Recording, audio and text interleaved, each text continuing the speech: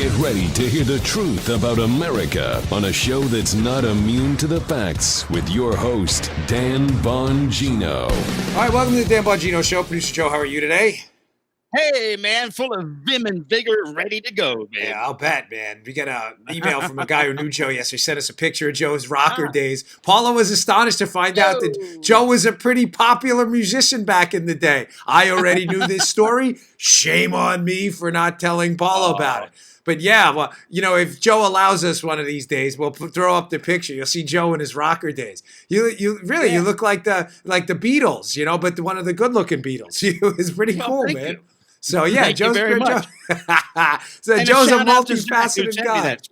Yeah, man, it's cool. So that was very nice of you. All right, I got a stacked show for you today. Joe Biden, Sleepy Joe, has announced he's running for president. Oh boy, do we got a list of Joe Biden scandals he's going to have to deal with. We got old ones, we got new ones, we got medium old ones, we got medium rare ones, we have well done ones. Joe Biden's list of scandals, I'm looking around for a thick book, is like this big. We'll cover that. I have also some really, really good information from a source of mine. That's you're not going to want to go anywhere. All right, today's show brought to you by buddies at Genucel. Hey, you ever wish the double chin would just go away, right? This Mother's Day, your wish is our command. With Genucel's outrageous Mother's Day sale, double chins, sagging jawlines, and Joe's favorite, turkey necks are real problems until now. Get rid of that turkey neck. Yeah. Introducing the new Genucel jawline treatment formulated with MDL technology. Robin S. from Lubbock, Texas wrote us, I put the jawline cream on my neck about 2 or 3 days ago. It's the best my neck has looked in over 20 years. Several people told me my face looks young. I'm blown away. My mother-in-law loves this product. She can't get enough. She's like, Danny, you have to get me some more of this. Gentleman who calls me Danny. My mother calls me Daniel. Paula calls me Dan, of course. Sure, you could use expensive or harsh treatments to look younger, but why would you do that? From now until Mother's Day, the Genucel jawline treatment is yours absolutely free when you order the classic Genucel for eye bags and puffiness. And with its instant effects, see results in the first 12 hours guaranteed or your money back. Go to Genucel.com. That's Genucel.com or text YOUNG. That's how you'll look to 77453. A surprise Mother's Day premium gift with all orders. Text YOUNG to 77453 or visit Genucel.com. Genucel. That's Genucel.com. Check it out. Yes, let's go. All right, I was waiting for the bell there. I needed the bell to gets me in the mood. Okay, so Joe Biden announced this morning with a video for president, a disturbing video where he repeats the lie about Charlottesville, where President Trump said, I completely condemn the white supremacists. That's a direct quote, by the way, completely condemn them. Of course, Biden has to resort to identity politics in his video. He announced he's running for president and plays the Charlottesville cuts because this is all Joe Biden has. I made an appearance on Fox this morning, and I was talking about that because Joe Biden can't run on his record, ladies and gentlemen. The worst recovery from a recession in modern U.S. history was under the Obama-Biden presidency and vice presidency. The Obamacare rollout was a disaster. Obamacare was a disaster. Premiums are up. Deductibles are up. The website crashed multiple times. They couldn't even figure out how to activate a website. Excuse me, they took over the student loan market. That's been a debacle. Their effort at red tape destroyed wages, destroyed productivity. They averaged less than 2% growth rates. The Obama-Biden agenda was the first presidency, vice presidency in American history in 8 years to never, listen to me, never reach 3% annualized growth rates. Do you understand how bad that is? Think about how long. We're up to 45 presidents now. 45 presidents have served with vice presidents. And Obama and Biden are the first ones to ever go through 8 years, go through any year, doesn't matter, 4 or 8 years, or even shorter than that. Some had to leave earlier. Some of them were some, died of natural causes. Some were killed. I mean, JFK. But some of them didn't even complete their term. They were the first ones to never, ever reach 3% growth rates, ever. That is a rare distinction. What is he going to run on? So he can't run on this productive, fruitful, prosperous 8-year record. So what does he do? He goes right back to the canard. Donald Trump's a racist. I mean, he doesn't have anything else. What do we call them, Joe? The istophobic phobophobes. When the Democrats don't have anything to run on, they go back to the istophobic phobophobe agenda. You call someone a racist, a misogynist, a transphobe, homophobe, Islamophobe. That's all they have. Now, the strategy is very clear. The reason they do this is for a reason. It's not because any of it's true that Republicans have any of these characteristics. It's just it's made up. It's a fabrication. It's a lie. I think everybody gets that. Sane people, that is. But the strategy is very clear and distinct. The strategy is this. The strategy is to get you to hate the Republicans, not get you to like the Democrats. In other words, their ideas are always grossly unpopular. We're going to raise your taxes. Right. We're going to nationalize your health care. You get it. We're going to force your kids into schools they don't want to go to. So rather than getting you to vote for their agenda, they get you to hate the Republicans. Mitt Romney's a racist. John McCain is a racist. Donald Trump is a racist. George Bush is a racist. It's all they do. They don't believe any of this stuff. As evidenced by their newfound love for Mitt Romney, being that he's attacking Donald Trump now. They just do it because they figure if they can get you to hate the other side, you will by default support them. This is exactly where Biden went with this video.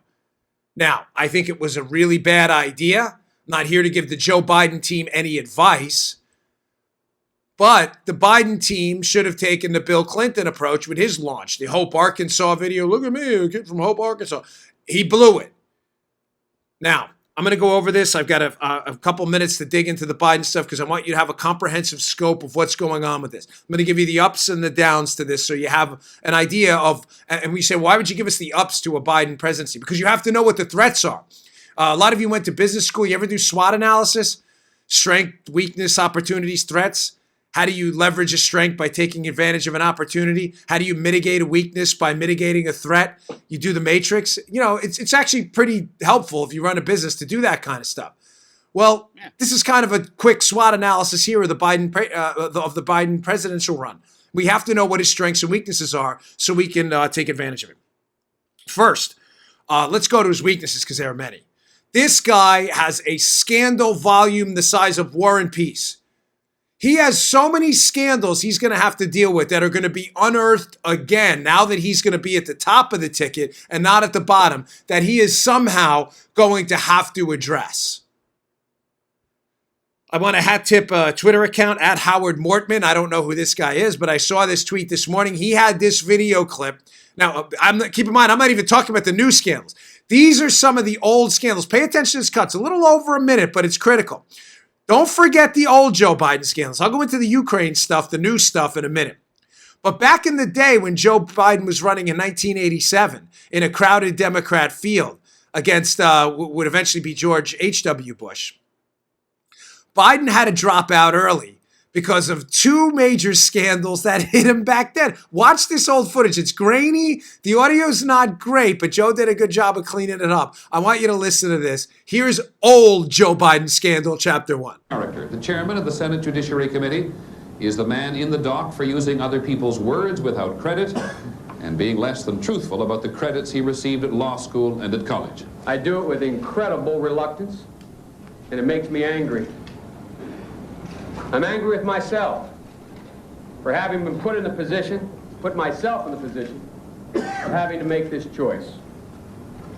And I am no less frustrated with the environment of presidential politics. Be that as it may, I've concluded that I will stop being a candidate for President of the United States. Biden's troubles began just 2 weeks ago in Iowa with reports he had plagiarized a speech by England's fiery Labour Party leader, Neil Kinnock. Why am I the first Kinnock in 1,000 generations to be able to get to university? Why is it that Joe Biden is the first in his family ever to go to a university? There was more. A videotape caught Biden at a neighborhood coffee in New Hampshire making exaggerated claims about his college record. Went back to law school and in fact ended up in the top half of my class. In fact, as Biden finally conceded, he finished near the bottom of his class.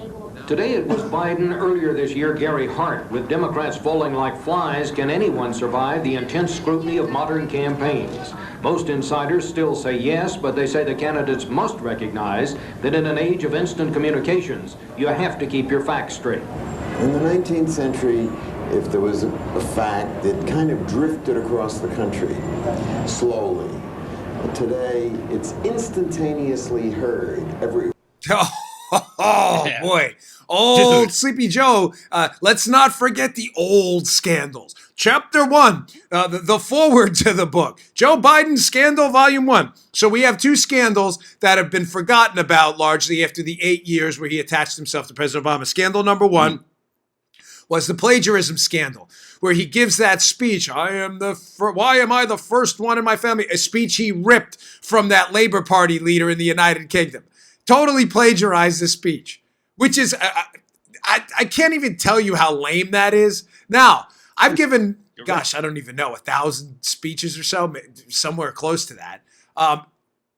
You know, there are ideas and themes that are always shared amongst people. You know, are you better off now than you were 4 years ago? I mean, you could rephrase that 1,000 different ways. But the point is, he ripped the speech, like the exact words, and he took out the UK guy's name. The UK guy's like, why am I the first one in my family to go to college? What does Joe Biden do? He just puts his own name in there.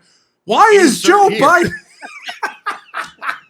He just puts his own name in there. This is so great.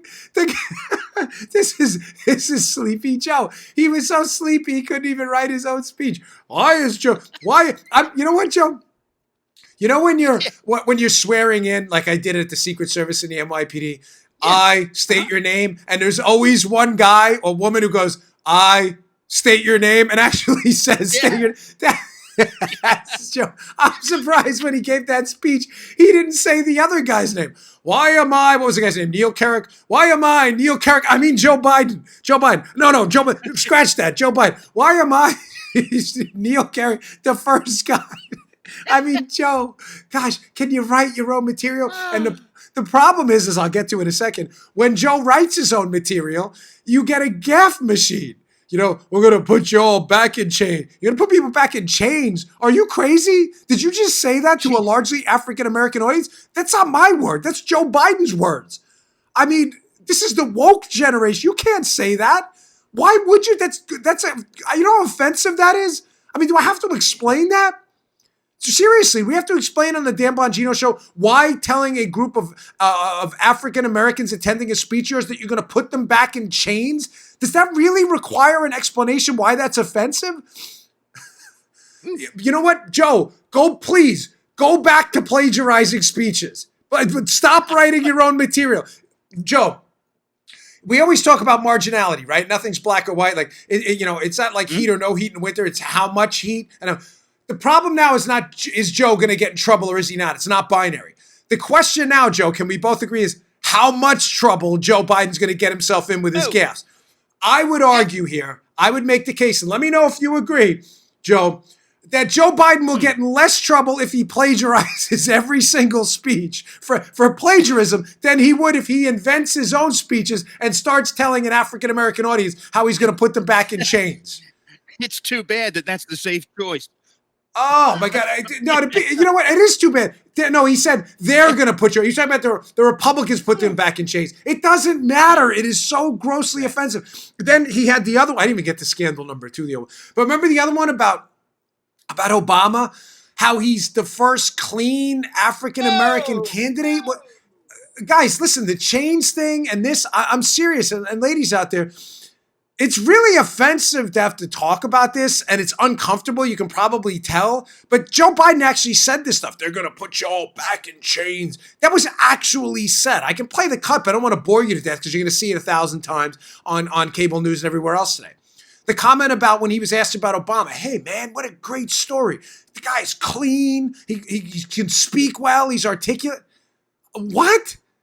Would you say that about a white guy? I don't understand. Like, he's clean? What does that mean? Like, he takes a shower?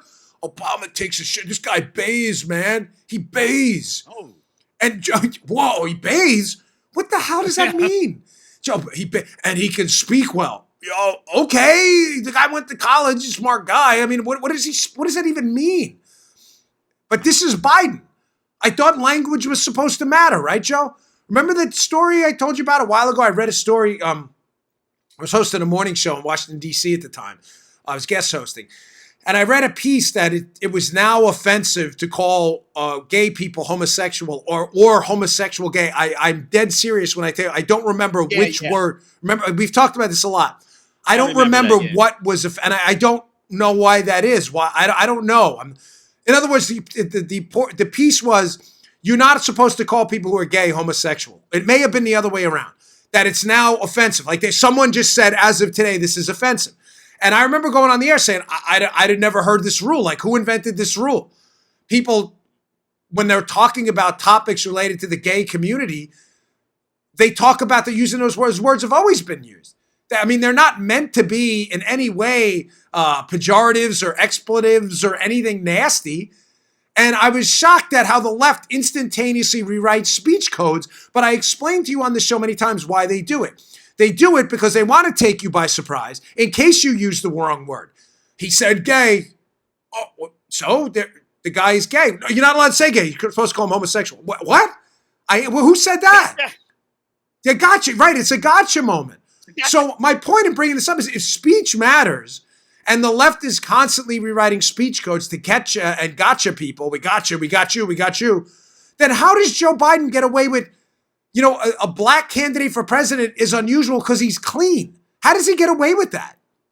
How does he get away with, they're going to put you all back in chains? Or this comment about the 7-Elevens in Delaware. Oh, yeah. Remember, you can't go in a 7-Eleven without a Indian accent or whatever. He said, what?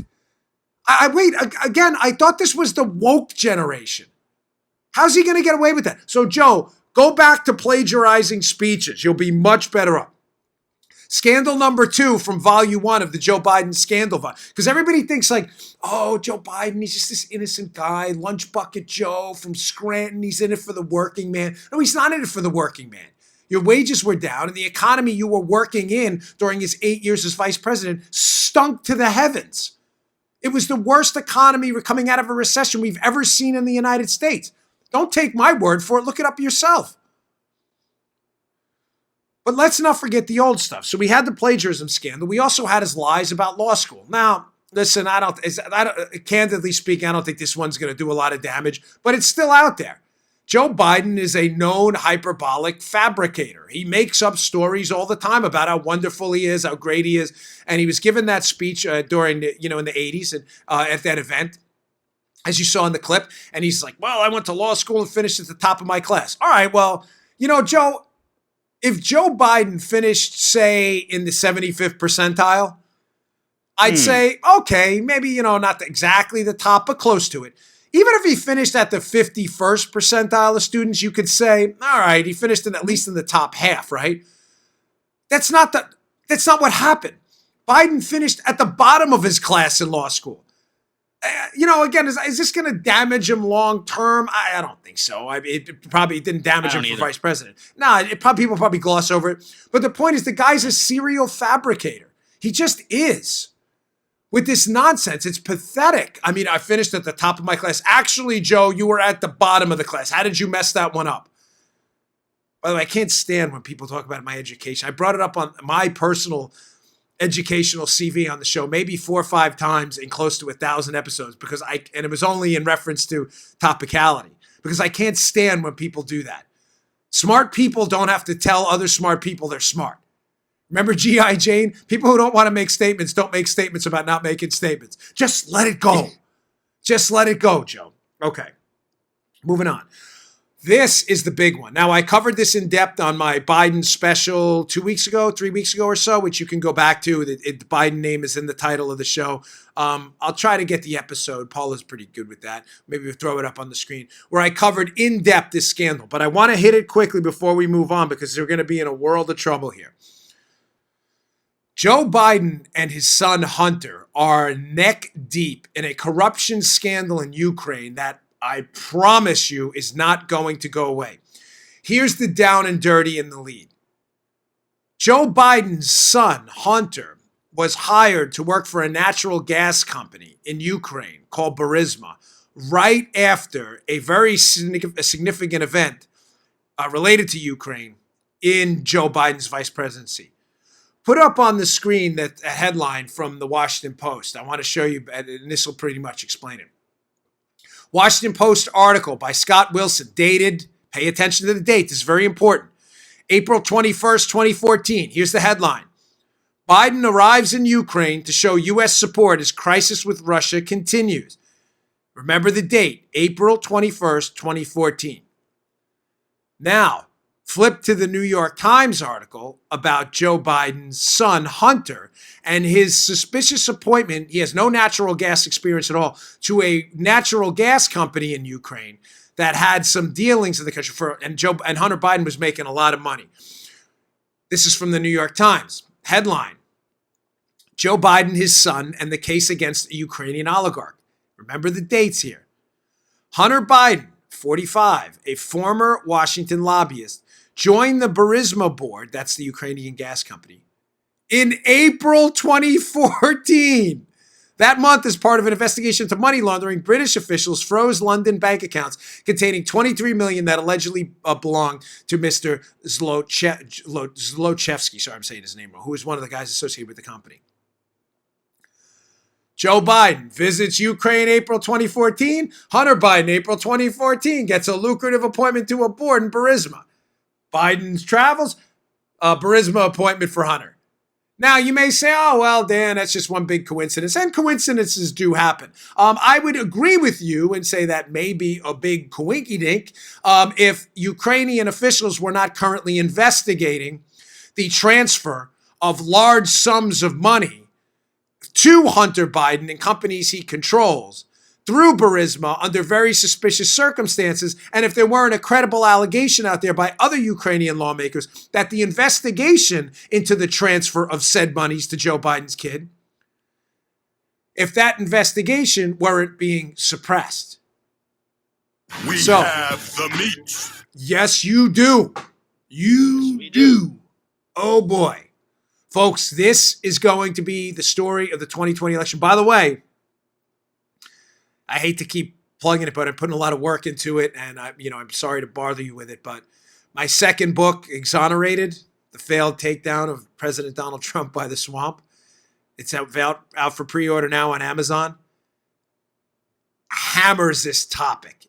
My second book is going to become a big talking point for Joe Biden, for the people aligned against Joe Biden, because it hammers him on this. I've got some killer information in there. In other words, folks, there's an investigation into the transfer of money and this suspicious appointment onto the Burisma board of Hunter Biden's kid. There's credible allegations out there in the media by sources of mine and others that there were pressure by U.S. officials to make this investigation go away into Hunter Biden, Joe Biden's kid. This is going to be a huge deal. This Ukrainian thing, I promise you, is not going to go away. Okay, I got one more I'm going to come back and get to. There is some upside for Biden, which I'll get to, and I only do it not to give them hints, but so you understand how, yes, he's very weak. I understand he's weak, but we have to address some of his strengths as well, or else we're not going to understand how to mitigate them. That's important. It's an important component of this show we do. All right, today's show, I'm excited to welcome a new sponsor. Check it out. You may have noticed I got my solid Vincero watch on. Hey, a quality wristwatch, right? Yeah, it's one of those small things that every guy needs. When you've got a nice watch on, it changes the way you carry yourself and therefore the way people look at you. We all know that. My show is now partnering with Vincero. Me too, because I love their watches. So you can get a watch that makes you stand taller and feel more confident than you ever have. Exclusively for our listeners, Vincero is offering an extra 15% off their already affordable watches. These watches are beautiful. They are eye catchers. You go out with this watch on, people are going to ask you where you got it, I promise you. Go to VinceroWatches.com, that's spelled Vincero, /Bongino, and use code Bongino to save an extra 15%. That's VinceroWatches.com /Bongino. Use code Bongino for 15% off.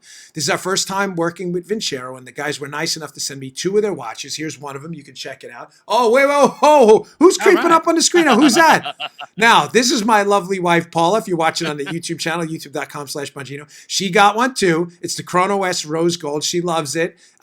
I don't know what's nicer, the watch or that. Look at that face. Nice. Am I supposed to say that? I ain't saying anything. You know what, Paula? No. Being that Paula works for Bongino Inc., are you going to go to HR and file a complaint? Are you going to do that? No complaints, right? Thank you.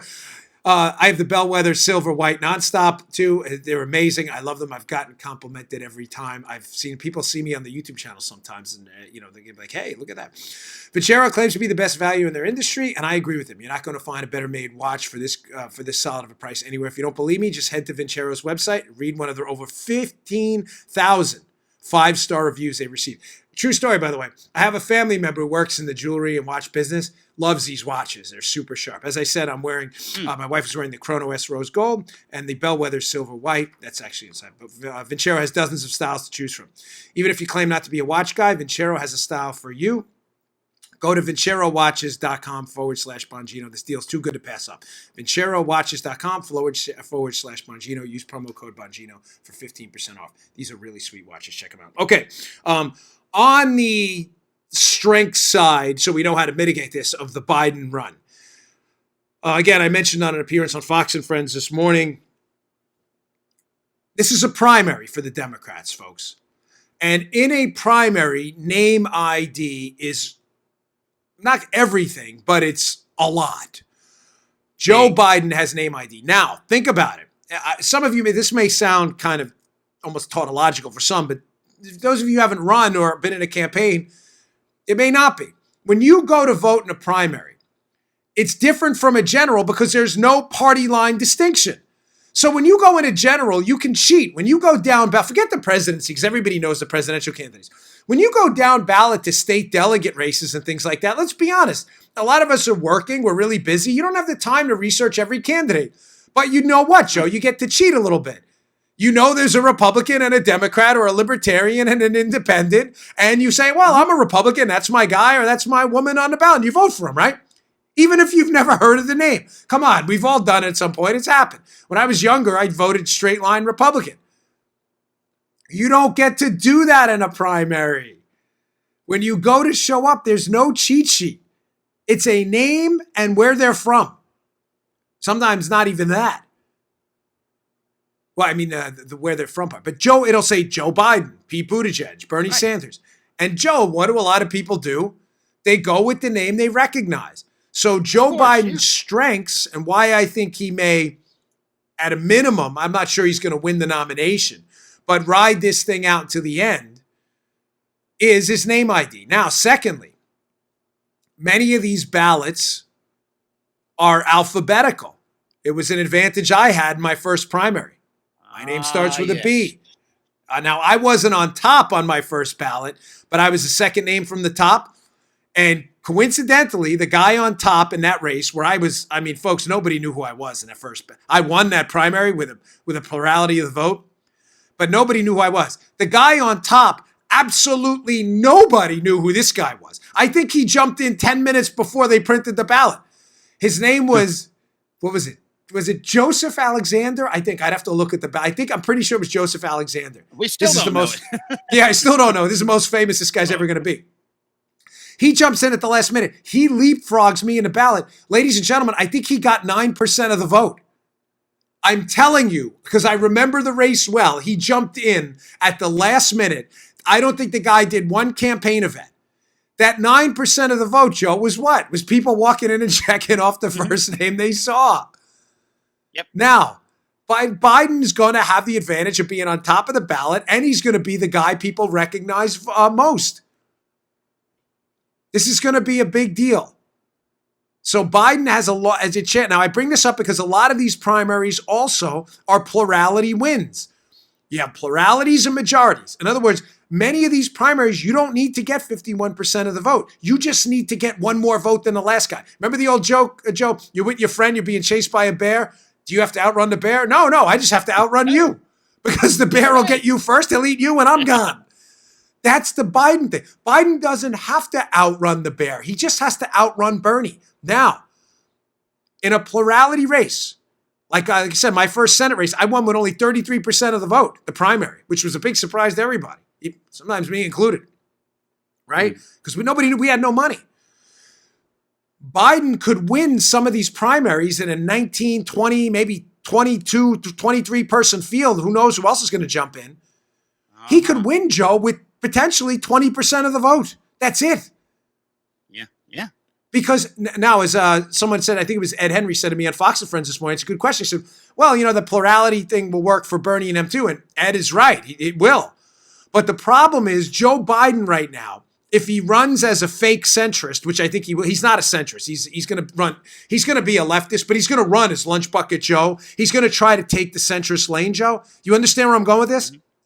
If he runs as a moderate, he has the moderate lane right now. It's fake moderate, just to be clear, but he has the moderate lane to himself because there's really no one else who's getting any traction who's in that lane. I mean, who else do you have? John Delaney, who I ran against. I like John. I ran against him. He's Democrat. He's actually a very nice guy. He's trying to claim the moderate lane now, but if you're hearing his name for the first time on the show, I just made my point. Joe Biden right now, unless Delaney gets some traction, effectively has the moderate lane exclusively to himself. So if Biden takes the moderate lane with 25% of the vote, and the rest of the 75% is split up, 19% Bernie, 18% Buttigieg, 17% Kamala Harris, 10% Elizabeth Warren, 9% Beto, I can't even remember half the other people run. Julian Castro, 2%. I mean, it's all good. Joe Biden can win this thing with 30% of the vote. I mean, in my race, I won with 33% of the vote, and there were 10 candidates. There's going to be upwards of 19. So we have to be cautious of this. And why do we have to be cautious of this? Because you might say, Dan, why are we worried about this? You're talking about the primary. Because of a very key voting change. I think this is the most thorough analysis. I'm sorry, I don't mean to be sound pretentious here or in any way like be self-celebratory. But this is a pretty thorough analysis. I think having run before, I can give you kind of the inner workings of how this stuff works. There's a lot of nuances that you wouldn't normally hear about. Yes. Yeah, so that's good. If Joe Biden can skip through a significant number of states with 25% of the votes that have proportionality, he'll get enough delegates that he will not be at the convention on the first ballot the choice. There will be a brokered convention somehow. There will have to be multiple votes. On the second ballot, the Democrat superdelegates jump back in. I only bring this up because the superdelegates are always establishment guys. Ladies, gentlemen, do you think the superdelegates who are unquestionably Democrat establishmentarians? They're not the radicals. They're the establishment people. Do you think they're going to go with Bernie or Biden? They're going to go with Biden, of course. So keep this in mind. Name ID, plurality primaries, and the potential for a 1, 2, or 3 ballot convention. Biden has the advantage in every one of those things. He's very dangerous when it comes to getting a nomination. That's why we have to keep talking about this guy's litany of scandals. This is serious stuff. The law school stuff, not so much. The plagiarism stuff, it's pretty ugly. But the Ukraine stuff and his son are absolutely devastating. Okay, I got some good stuff. Don't go anywhere. I've got an interesting point. Let me just tease this for a second. Remember a week ago or so, Joe, we did the show on John Brennan and Clapper and how I said how John Brennan was lying. John Brennan has said repeatedly on television, up on Capitol Hill, Brennan, the former CIA director under Obama, that he did not see the dossier until December of 2016, which I've argued repeatedly is not possible because Brennan briefed Harry Reid and the Gang of Eight in August of 2016. Remember, he says he hasn't seen the dossier until December. And components of that briefing were clearly about information in the dossier because Harry Reid wrote a letter after that briefing to the FBI that contained elements of the dossier right after the Brennan meet. So I said to you, Brennan has to be lying. Thanks to 27-9, my buddy there, he brings up a good point. Maybe John Brennan wasn't lying, Joe. Oh, don't you go anywhere. All right. There's another great company. Slept with them last night. Slept with them last night. Your wife is sitting right there. No, it's Calming Comfort Blankets. Come on. Get your heads out of the gutter. Every night I try to fall asleep, but there are always days when anxiety and stress keep me awake. This politics stuff is rough sometimes. No matter what I take or do, it doesn't help. Finally, I tried this blanket, Calming Comfort by Sharper Image. The luxurious weighted blanket that helps you relax, you can fall asleep and stay asleep. No need to suffer through more sleepless nights. Try Calm and Comfort by Sharper Image. The luxurious weighted blanket helps you relax so you can fall asleep and stay asleep naturally. Now, Calm and Comfort. This is not only for people in cold environments. This is comfortable in during the summer months, during the winter months. It's light, it's airy, but the weight on it keeps you. It feels like you're being embraced at night. And there's a natural. Listen, infants they're swaddled, right? You never lose that though. This thing will naturally calm you. I have a hard time going to sleep without it. The only problem I'm having now is they don't have them in hotels. So when I go to hotels and I go back to a normal blanket, I'm not kidding. It's tough for me to fall asleep. Calm and Comfort's designed with high-density comfort fill to provide exactly the right amount of weight to help your body relax. It mimics the soothing feeling being hugged for less stress and a restful night's sleep. It's made with super soft velveteen material designed to promote a sense of calmness and relaxation for a more restful sleep. Wake up feeling refreshed for once. When under the blanket, you experience the great feeling of being hugged, which is as soothing for adults as it is for children. Calm and Comfort's 100% machine washable and dryer safe. Get better sleep, all right? Folks, listen, I really love this product. It's really good. The Calm and Comfort weighted blanket comes with a 90-day anxiety-free, stress-free, best night's sleep guarantee. You won't need it, though, but you're not going to return it. You're going to love it. You're going to want one on the road, too. Right now, just for our listeners, you can go to calmingcomfortblanket.com. Use promo code Dan at checkout to receive 15% off the displayed price. Again, that's calmingcomfortblanket.com, promo code Dan. And because you can't put a price on a great night's sleep, go online now at calmingcomfortblanket.com and use promo code Dan for your special discount today. Check it out. You'll love it. All right. So, going back to this, I got to lay this out a little bit. So, just to be clear what we're talking about, get the lead out. Was Brennan really lying when he said he hadn't seen the dossier until December, or is Brennan playing a little word game? Keep that in mind, because now I'm going to lay out in a little more detail what I'm talking about, and I think this is going to blow your mind. I think I heard the word. Yeah, I think you did too. All right. The leftist talking point now on this, because now collusion is dead. We know that it was a hoax. The Mueller report's conclusive on it. We've known that from the start. We didn't need the Mueller report. But now the tides have turned, and I like it. I forget it was Rudy Giuliani who called Crossfire Hurricane the investigation of the Trump Crossfire Boomerang, because now it's coming back, and now we're starting to look at Joe Biden, Barack Obama, Hillary Clinton, and others in their involvement in the biggest political spying scandal of our generation. So, the spying is very serious, ladies and gentlemen. I can't believe we're having this conversation on my show where we have to readdress this. But the left is treating the fact that a political administration, the Barack Obama administration, engaged their political opponents with human spies and weaponized intelligence operations. They're treating it like it's no big deal. And they're saying, well, it's spy. Yeah, they may have spied, but there was a reason to do so. We thought the Russians were interfering in our election. So number one, I have it lined out, point 1 through 5. The Democrats are arguing this, point 1, that there was a predicate for this, okay? Pretty soon, so you're ready for this, the liberals are going to give up denying that the Obama team and the Biden team spied. Trust me, they're going to let this, because it's a nonsense argument. They're going to give it up, and their transition, I have not been wrong on any of these predictions. Their next talking point, Joe, is going to be, yeah, but it was for a reason. There was a predicate. Some of them are doing it now. You can't deny anymore the spying. So you see my point here? They're not going to deny it. They're just going to say it was adequately predicated. In other words, there was a reason to spy. Yeah, sure. Here's your response, and it'll feed into this Brennan dossier stuff. Ladies and gentlemen, the FISA courts they use to spy have to show two things. Evidence of a crime first. You're not just allowed to walk into the FISA court, the surveillance courts, these secret courts we use to prosecute terrorists, and just make stuff up. You have to show two things. That the target you're looking to surveil is acting on behalf of a foreign government, is a foreign agent. But you have to show that they're doing it in violation of U.S. law. Ladies and gentlemen, acting on behalf of a foreign agent is not even remotely illegal. There are lobbyists in this country who file under FARA, the Foreign Agent Registration Act, who lobby the U.S. government all the time. It's not illegal. Foreign affairs are a big deal. Foreign governments pay people to lobby on their behalf. However unsavory you may think that is, it is not even remotely illegal. So prong 1 by itself they met with Russians, talked with Russians, is irrelevant. It means nothing. Everyone on Capitol Hill, every single senator or congressman has met with some foreign official at some point. Advocating on behalf of a foreign policy that benefits that government because you think it may benefit the United States too, Joe, is not illegal. Prong 2, though, is critical.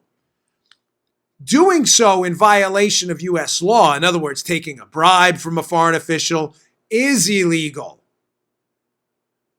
You have to meet both prongs, not just one.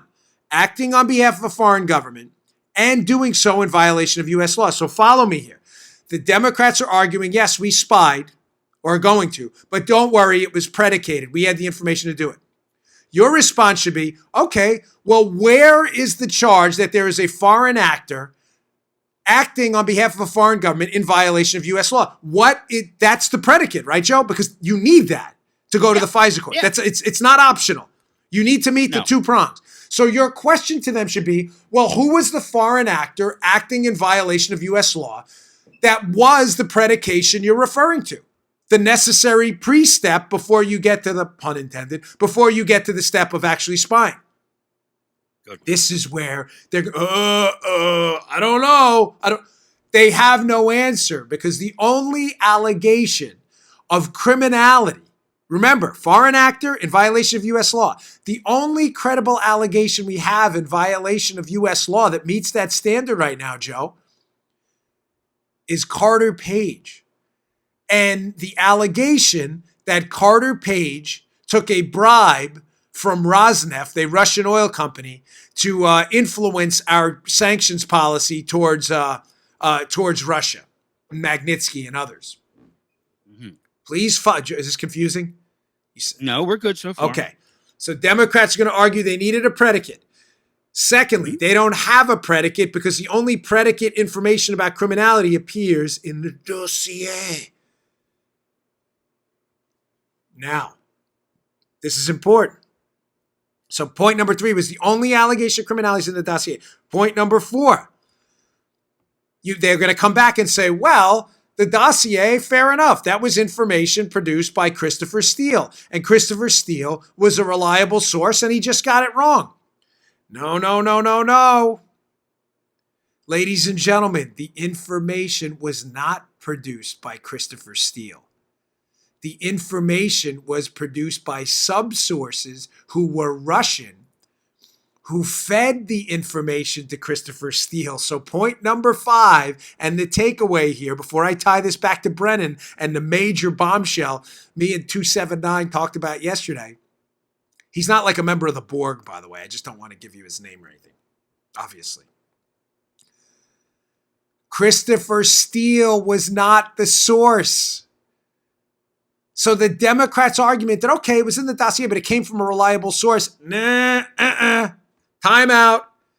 It came from subsources who were Russian. As Andy McCarthy in National Review has pointed out numerous times, one of the best lawyers I know, worked for the Justice Department. Ladies and gentlemen, there is no such thing as vicarious credibility. Because Christopher Steele had worked with the FBI before, and he had on the soccer corruption case, gives him credibility, not the subsource who fed him the information. That's called information laundering. Think about why this is. This is common sense. You don't have to be, it's some kind of genius here, Dano from Hawaii 5-0 to figure this out. Book him, Dano. If I have a reliable source and I'm a cop who's fed me information on local drug dealers, he's got a history of credibility, so I can use him in the courts. And then I get a questionable source, but I really want to target someone anyway. I could just tell this questionable source who I think is lying, hey, just give the information to the other guy and I'll say I got it from the other guy.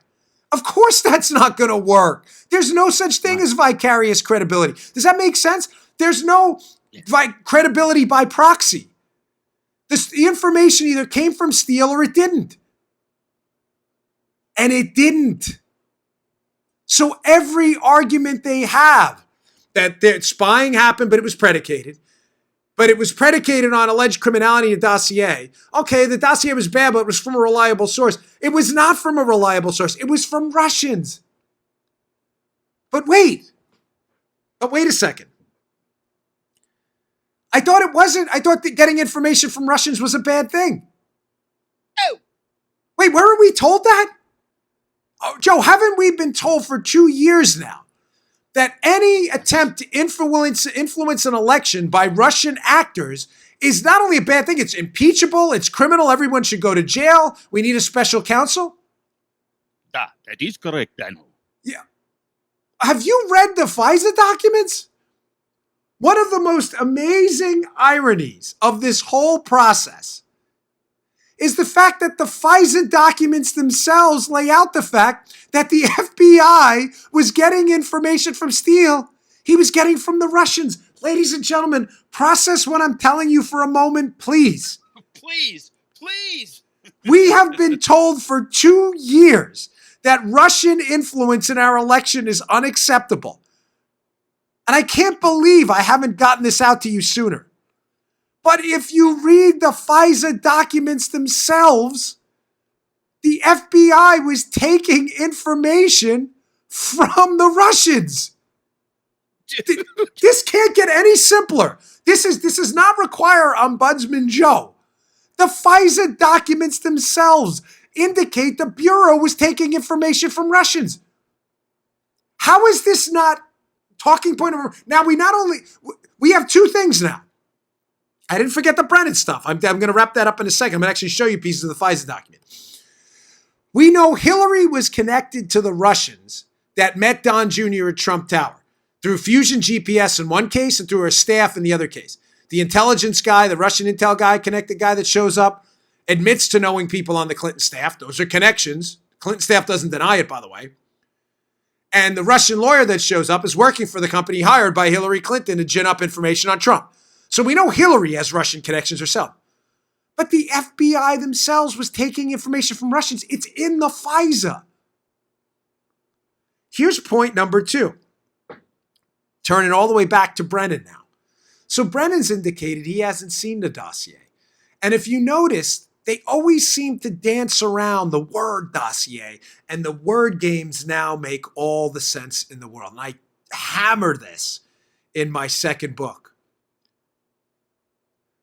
Put up on the screen this snippet from the FISA. Hat tip to my buddy out there. Read this and read this carefully. This is a footnote in the FISA. Source 1, redacted, has been an FBI source since redacted date. Source 1's reporting, keep in mind, they're talking about Steele.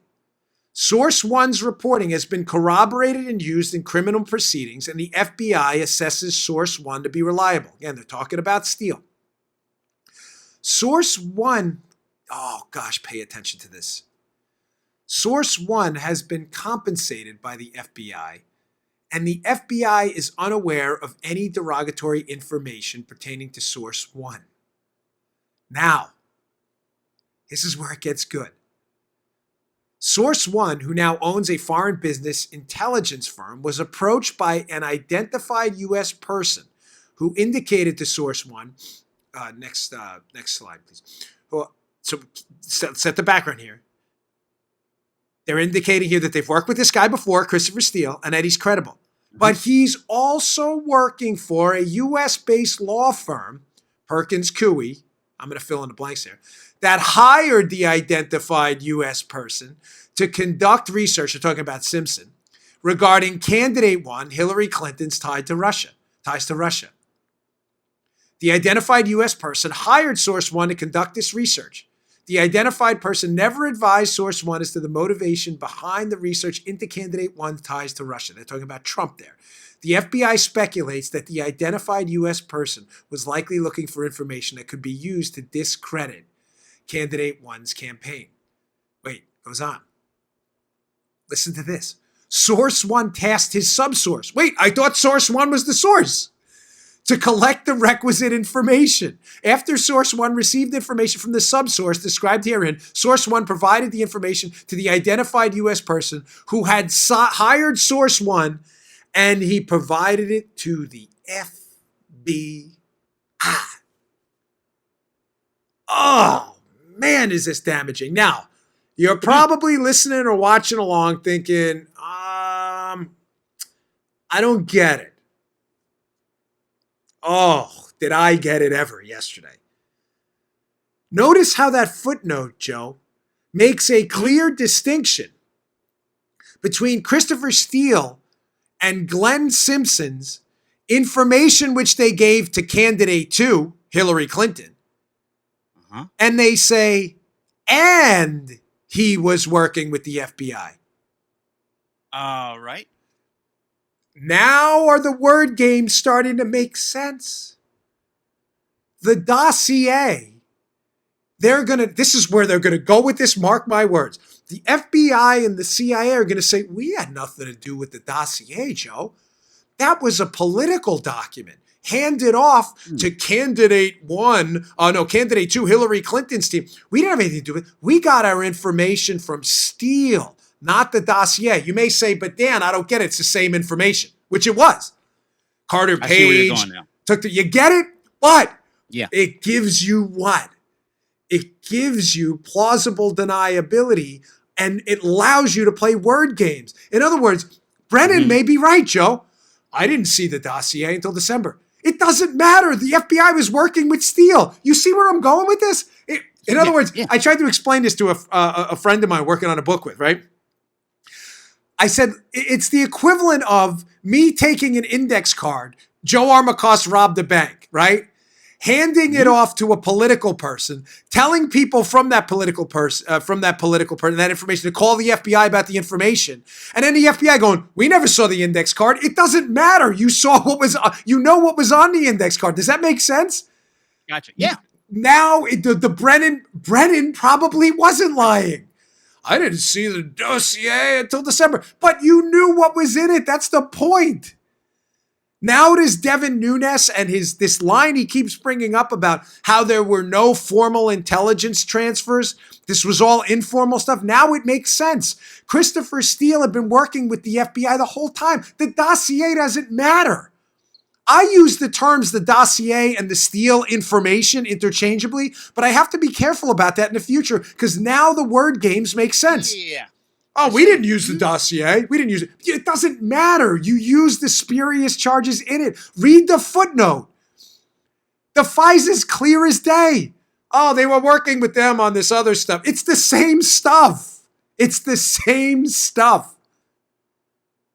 So there's 2 takeaways from that FISA footnote. If you want to check it out on YouTube, you can, youtube.com/Bongino. I read it for you, so it doesn't really matter. But there's 2 takeaways. Takeaway number 1 is that they're playing word games. We didn't see the dossier. You were working with Steele. You admitted it in the FISA. It doesn't matter if you saw the actual piece of paper. Bingo. You knew what was on it. You're just playing word games. Because Brennan's not stupid. I wondered this the whole time. Why does he keep saying this? I didn't see it till December. Because he's probably not lying. He's being malicious, disingenuous, and corrupt, which he is. But he's playing word games. And the FBI's about to do it too. We didn't see the dossier. That was political stuff. It's the same stuff. You admitted you're working with the guy who put his name on the dossier. But the second takeaway is critical too in there. It cites a subsource. What do you mean a subsource? There's no subsources. There's no crying in baseball. You're either the source and you're credible, or you're not. The FBI lays out their own problem. We deem this source credible. He's not the source. You said it right there. There's no vicarious credibility. Which leads us to takeaway number 3. I thought taking Russian information from subsources was bad. You're admitting to it in your own FISA document. Folks, this is explosive stuff. Now, just to hammer this home, Congressman John Radcliffe from Texas was on with Jason Chaffetz on Monday night. And I got 2 quick video clips from this of Radcliffe kind of hinting around some of the problems to come for them on the future on this exact stuff. Play cut 1. Here's the problem, Jason. As you know, Trey Gowdy and I think, were the only two Republicans that had the opportunity to see that probable cause evidence, to see all of those FISA applications in unredacted form. And they centered around something called the Steele dossier, which was entirely false and fake. And now Bob Mueller says it was false and fake. Because remember, the Steele dossier said that Carter Page was at the center of a well-developed conspiracy between the Trump campaign and the Russian government. Carter Page wasn't charged. He was never going to be charged. The idea that he was a Russian agent was a joke. So the folks at the Justice Department, like Jim Comey and Andy McCabe and the folks at Sally Yates and others that verified this, they've got some explaining to do. Oh, do they ever? Ratcliffe hits two takeaways. Again, he's using the term, as I have, I'm not knocking him. I'm going to try to clean it up in my second book. He's using the terms dossier and Steele information interchangeably. Understand, they're not the same thing. The information's the same, but it's a word game they're going to play. I think I just set that up. But notice the point he makes, which goes back to point three I just made. The only allegation of criminality necessary to spy on the Trump team appears in the Steele information or the dossier, which again, he's using interchangeably. That's it. It doesn't appear anywhere else. And he makes point number two. The information was never verified. The Woods procedure. I've told you this 1,000 times. The Woods procedure mandates it be verified. Now, in other words, the FBI said this information from Steele, from Russians really, is all good. It was not good.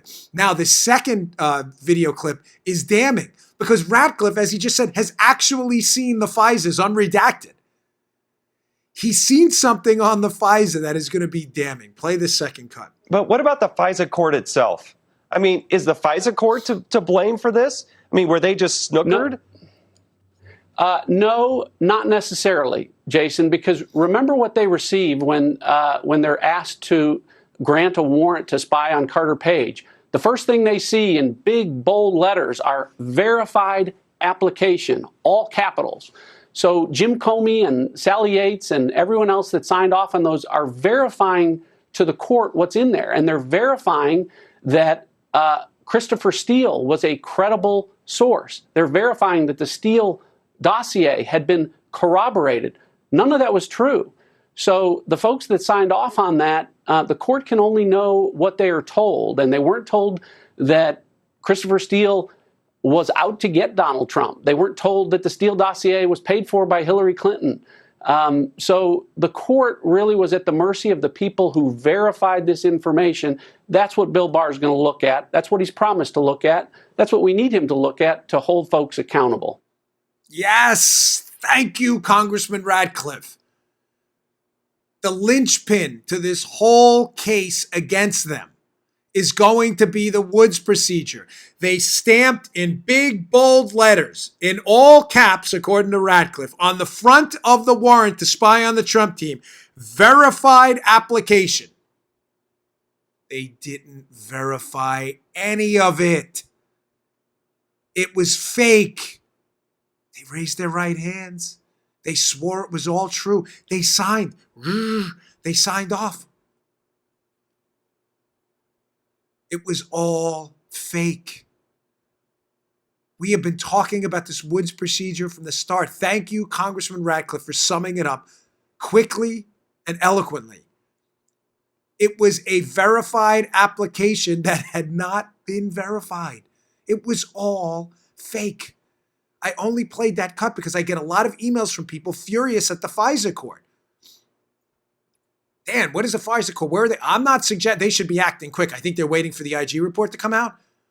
But I'm not sure. Matter of fact, I'm reasonably confident the FISA court was not in on this at all. The FISA court saw a big, thick application of information that seemed devastating. Carter Page took a bribe. And on the front, it said verified. The judge is not an investigator. He's a judge, or she. Assuming the investigators aren't lying when they said they verified it. But they were. Oh, this is going to get really, really good.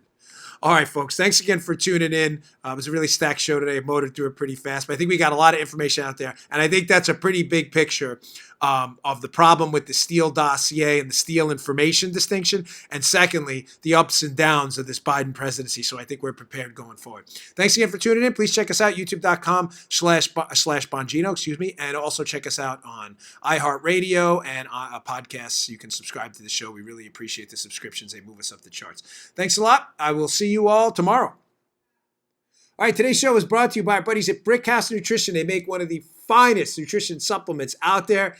Hey, here it is. Field of Greens. Field of Greens. Now, you'll notice that's empty. Why is that empty? Just like my bottle of Foundation, their other great product. I use this. This is the finest fruit and vegetable supplement out there. This is real food, Field of Greens. This is not cheap extract. This is real ground up, healthy fruits and vegetables, the key to a long, great, healthy life. Your cognitive abilities look better, feel better, perform better. Field of Greens, it's your fruit and vegetable insurance. I love it. Use the product twice a day. It tastes great. This is real, healthy, high-quality fruits and vegetables. Think of it as your fruit and vegetable insurance for a long and healthy life. Go to brickhousenutrition.com/Dan. Pick up a jar of Field of Greens. This is empty. I need some more because we use it, me and my wife too. Field of Greens, available at brickhousenutrition.com/Dan. That's brickhousenutrition.com/Dan. Pick it up today. You just heard The Dan Bongino Show. You can also get Dan's podcasts on iTunes or SoundCloud. And follow Dan on Twitter 24/7 @DBongino.